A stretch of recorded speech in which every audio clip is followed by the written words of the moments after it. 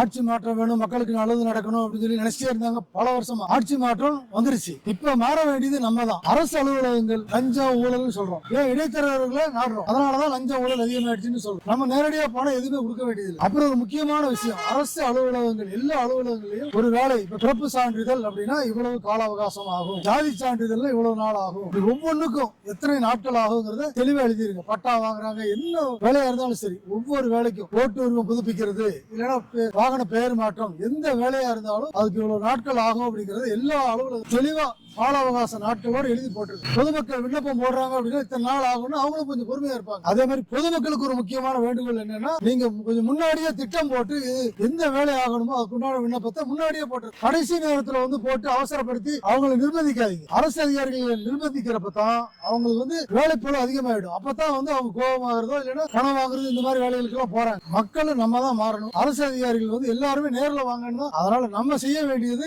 நம்ம நேர்ல போகணும், உரிய கால அவகாசம் கொடுக்கணும், அதை திட்டம் போட்டு செயல்பட்டோம்னா, இதெல்லாம் நம்ம செஞ்சோம்னா எப்படி ஆட்சி மாற்றம் நடந்ததோ அதே மாதிரி லஞ்சம் ஊழல் இல்லாத தமிழகம் கண்டிப்பா உருவாகும்.